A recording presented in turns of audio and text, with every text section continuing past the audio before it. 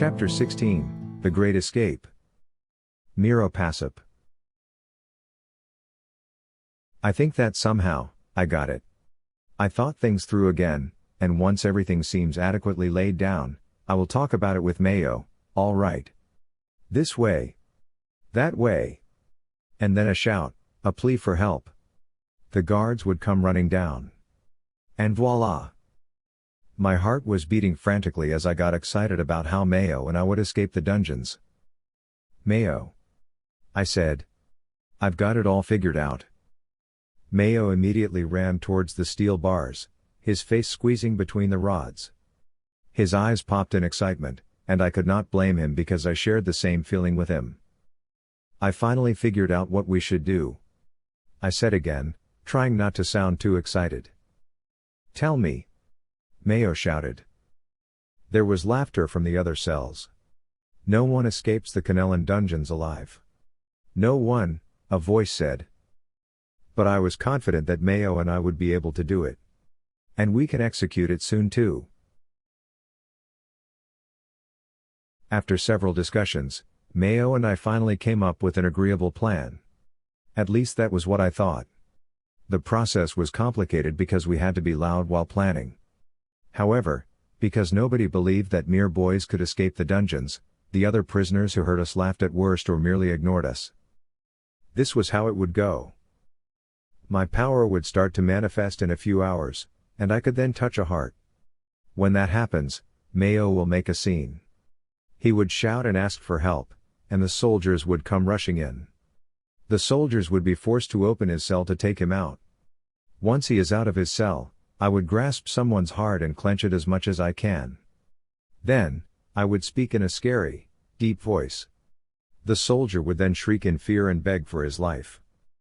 At this point, I would tell him that if he makes one wrong move, he will die. Then I would crush his heart even more.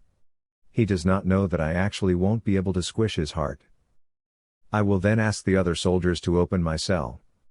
Then, I would come out. I would grab Mayo's hand, and he would stand up quickly. Then we would take the soldier with us as a hostage. 2 boys would be out of this dungeon in a few hours.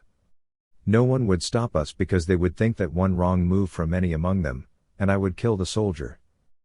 It seemed like nothing could go wrong with this plan. Nothing.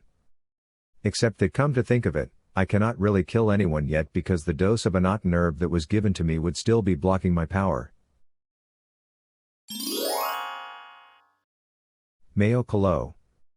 When Miroe told me the plan about how we would escape, I was hopeful because it meant that this cruddy dungeon would no longer hold me. Ha! All the plans that he mentioned, well, they seemed sound to me. There appeared to be no loophole. I was sure that nothing could go wrong. And yet, my heart hammered because anything could still go wrong. I was just psyching myself that it would all go well, but who was I kidding? Was I supposed to entrust my life to crazy Miroe, who I considered to be my nemesis just months ago? What was I thinking? Right now, the prison guards were already feeding me rotten food. What more would they provide me in case the escape plan failed? Ugh! This was so wrong. My hands were clammy with fear. I was lying in my bunk, waiting for Miroe to give me the signal, but I did not think I could do it. I stood up abruptly and went to the steel bars. I gripped them so tightly that I thought my blood vessels would pop. I'm scared, I said in a rush. Miroe was immediately near the steel bars of his cell. His eyes bulged in anger at me. Go back, he hissed. What do you mean you're scared? Go back. We can't fail now. I will make sure your cratty ass gets out of this dungeon. You hear me? I nodded frantically, out of fear of him more than anything else. Then, I went back to my bunk and laid down. I started counting inside my head to drive away the panic that fiercely tried to consume me. 1, 2, 3, 4. Then, I felt it. Miroe touched my heart. I shivered in fear even though I knew he only did it to give me the signal that we should start now. I breathed shallow, fast breaths. Then, I opened my mouth and yelled, "Help! Help! I can't breathe." There was no answer. Help me. Then, I made some gurgling sounds. I waited a while for soldiers to come, but no footsteps came. From the other cells, I could hear muttering. There was also some faint laughter, still, no footsteps. Hey! A boy is dying here. Miroe shouted. He wasn't supposed to do that because it could make the soldiers think that this was a ploy. However, because no one minded me, perhaps he sensed the need to do that. Miroe rattled the steel bars, and after that, the entire dungeon went into a commotion. The other prisoners had awakened and were also shouting and banging their cells. Help! I said this time as I stared at Miroe, who looked at me in shock. Lie still. He hissed at me. Are you crazy? Why are you standing up? Go and pretend. Oh! I said and rushed back to the bed. Help! Help! I shouted again and coughed, but I guess I was not believable enough. It was a good thing that the other prisoners were rioting now, and no one could hear me clearly. There! Miroe shouted. He couldn't breathe. Please help him. I coughed louder and closed my eyes. Tears involuntarily leaked through the edges of my eyes because of coughing too much. My cell clanged as the door to my cell was opened, and soldiers came rushing in. Now's the time for me to play dead. I laid down, trying not to breathe, but it was difficult. A guard went straight to me and kept pushing at my chest, urging me to breathe. I wanted to groan because he was starting to hurt me. I opened my eyes in slits and watched as the guard's face came closer to mine until his dry, bearded mouth swallowed mine. He was blowing air through my mouth. Oh, gods! It was gross. His mouth stayed on top of mine as he kept pushing air into my mouth. And then, his hands came pounding back on my chest. I couldn't take it anymore, and I couldn't believe it. I actually fainted. Miroe Pasap. I gritted my teeth as I waited for the guards to come out of Mayo's cell. I couldn't hear him talking. Things weren't happening as planned, and I had to move fast. Think, Miroe, think. What would Goemi do in this situation? God, I shouldn't have abandoned her. Hey! I shouted. What happened to him? Keep your mouth shut. A guard yelled. Send for a healer. He's pale, another guard said. What? The Emperor will laugh at us if he learns we were sending healers for the prisoners. We can't do that. Another argued. But we can't let a boy die here. He's General Calo's son. You don't say. Then, carry him. Another voice said. We must bring him to the infirmary. There were scraping sounds inside as they moved about. The guards were lifting Mayo. That was quite good acting, I thought. Wake up now, Mayo. I wailed inside my head. Wake up. By now, he should have woken up or stirred, and then I would touch someone's heart. But the guards were starting to move away while Mayo remained unconscious. Wait! I shouted. The guards stopped and looked at me. Can't you see we're trying to save this boy?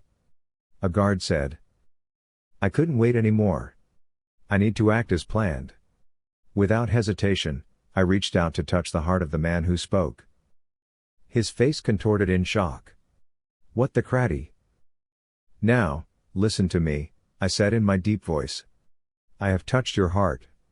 It means that I can, at any time, end your existence. But if you unlock my cell, I will not kill you. The dungeon had gone so still that you could hear Mayo's breathing. He's telling the truth, the guard said in a shaky voice. He is touching my heart. The other guards moved in their positions in a panic. What are we going to do? Release him, of course. The guard whose heart I was touching said. No. The other guard argued. Spittle squirted out of his mouth when he yelled. Do you want him out in the world? I'd rather let you die here. The guard whose heart I was holding trembled visibly. Please, don't let him kill me. Is that so? I said in a more menacing tone. I decided to release the first guard's heart and instead touch the heart of the other guard who had refused to open my cell. He let out a yelp. His face immediately paled, and his knees buckled. He turned to the other guard and said in a rush, "Release him. Cratty hell. Release him. Let him be. Let him out for the Emperor to see." The other guard moved towards my cell and, in a rush, started to insert the key into my cell. His hands were shaking as I sneered at him. "Faster!" I yelled. At that moment, the guard panicked and dropped the keys on the ground. He bent to pick it up and wiped his sweating forehead. Luckily, this time, he was able to insert the right key. There was a click, and the door was open. I stepped out, thankful that it was close to being over. Only a few more steps, Mayo and I would be out and about. I could almost taste the sweet victory of being free. Mayo was still lying on the cot outside his cell. Guards were peering about. "Wake up," I said, but Mayo remained still. I bent over and shook him. "Hey, wake up." The guard behind me moved. "Stay there," I yelled. "Or else I will finish off this guard." "Do you want to be held accountable for his death?" I asked the other guard, who shook his head in a rush. "Step back," I continued to yell. "All of you, step back." To remind the guard that I was still holding his heart, I clenched my fist in the air again, and he jumped. "Do what he says. Move back," the guard told the others. All 5 of them moved backward. I was looking at Mayo, wondering if I should just leave without him. After all, he was such an irksome creature. I should go. I looked above and saw the soldiers wildly whispering. Then, they straightened when they saw me watching them. "Do not talk to each other," I commanded. Then I stood up, undecided. Maybe I should leave. But I promised Mayo. But he wouldn't stir. I kicked him in the shoulder, and this time, Mayo flinched. He opened his eyes and jerked before sitting up in a rush. "What happened?" he began, but he couldn't finish what he was about to say. "Just hurry up, and let's go," I said. He nodded and went behind me. "We've been fooled," the guard yelled. "It was just a ploy." I stiffened. I knew I should just have left Mayo here. "Don't move," I shouted. "I'm warning you. One wrong move, and you're dead. All of you. One by one." The guard cocked his eyebrow at me. "Oh yeah? If you could do that, why were you just threatening us, huh?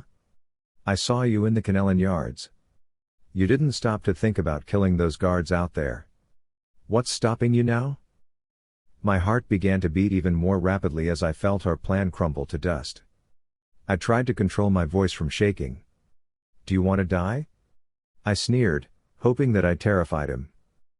The guard eyed me warily, studying me. "You know what's stopping you now? It's the fact that you can't," he coldly. "I can't believe you fooled us. You and your friend, it's off to the gallows to you now." Then, he pointed to Mayo and me. "Get them. Don't be afraid. He doesn't have any power. My father's a general." Mayo squealed. The guards moved towards us but in prolonged steps. Their eyes were wary of any movement that we might make. I eyed Mayo, who was practically shaking now. "A general," he kept mumbling. "Father's a general." Then to me, he asked, "What are we going to do? I told you something could still go wrong." A guard moved and grabbed Mayo's hand, and he bleated like a lamb about to be slaughtered. "I don't want to die," yelled Mayo. That was all the distraction I needed. I lurched forward, threw a punch, and caught the guard by surprise. He fell back. But there were other guards, and my only ally was a chubby, clumsy, whiny boy. What kind of catastrophe did I get myself into this time? Mayo Calo. The guard dragged me while Miroe kept on punching the other. "Let go of me," I yelled. My heart was pounding wildly, But only one thing kept running inside my head. If we failed to escape now, we would never escape. Ever. I guess that thought gave me strength because suddenly, I found myself thinking clearly. I pulled at my hand, and the guard's hold on me loosened. I used that moment to kick him in the shin. But there were 5 of them, and they were no longer scared of Miroe's power. "Miroe!" I yelled. "Let's run!" "You fool!" he yelled back as he punched another guard. "I should have left you." All 5 of the guards were now circling upon Miroe. They were waiting for the opportunity to pounce on him. But I wouldn't let them, even though Miroe was probably cursing me now. Was it my fault that I fainted? That guard's mouth on mine was disgusting. I still feel sick whenever I remember it. There must be something I could do. I need to help Miroe. We have to make sure that we escape together. But if all the guards were keen on capturing Miroe, that means that I could. Perhaps. Go. The long stretch of the dungeon's corridor called out to me, urging me to make my escape now. A soldier jumped at Miroe, but he was able to throw a punch. The soldier did a double take before pouncing again. No. I must help Miroe. He didn't leave me behind. I must do the same for him. We must stick together. And at that moment, I didn't know what came over me. All I knew was that I needed to help Miroe and that I needed to stop watching the show. "Hey! Over here!" I yelled at a guard. But nobody paid me any mind. That was when a thought occurred to me. I ran as fast as I could to get to Miroe, shouting, "Once I tell you to freeze their hearts, do it." "What?" Miroe shouted. I couldn't answer him anymore. I slid past the guard circling him, and I grappled Miroe. We toppled over, and he kept pushing me away. "What are you doing? Are you mental?" Miroe yelled as he pushed me away. But I wouldn't let him. I latched onto him as though I was clinging to my dear life, for both our lives. And that moment, I closed my eyes and imagined an apple dangling from a tree as I searched for whatever was rotten. There seemed to be none, but I was sure there must be something terrible inside Miroe's body that was blocking off his power. I needed to find the source. I needed to find the Anotan herb was inside his body. I stiffened when I found it. It was coating his heart. I tried to peel the liquid off his heart. It was sticky and wouldn't let go. I pried it stronger, and this time, it gave. The liquid had gone. I felt sickened. I felt weak as a horrible wave of nausea came over me. I bent over and vomited. "Now," I murmured. "What?" Miroe said. Surprisingly, the guards stood behind us, unmoving. They were probably astounded about what happened. "Now," I repeated louder. I glanced at him as I felt another rush of vomit rising to my mouth. I gagged. "Use your power now." Miroe's eyes widened. Then, he turned to the guards. "Not gonna fool us now," the guard said. Then, he raised his hand and pointed to Miroe. "Get him." A guard moved forward, but he stopped a few steps away from Miroe. His face contorted as though he was in deep pain. And then he clutched his heart, his breath came in pants. He fell with a loud thud to the floor. The other guards' faces froze in shock. They scampered away from Miroe. "No!" They shouted in unison. They broke off into a run. "Lomer's dead," they said. "Run. The evil spawn is loose." I watched as they left us in the darkness of the dungeon. We were alone. And I couldn't believe what I was about to say. We were free. I looked at Miroe. His eyes were fixed on the fleeing guards. Then, he glanced at me. "We made it," he said. As though he couldn't believe it, he repeated, "We made it." And then his face broke into a grin. This time, he didn't look like the evil twin. He extended a hand to pull me up. I was still weak, and Miroe supported me as I dragged my feet to walk. We passed several cells before he stopped in front of one. "Nobody escapes the Kanelan Dungeons alive?" Miroe asked. Well, I guess two boys proved you otherwise today, he added, grinning at the wide-eyed prisoner. And then we took the long walk out of the dungeon, leaving the others behind their rotting bars.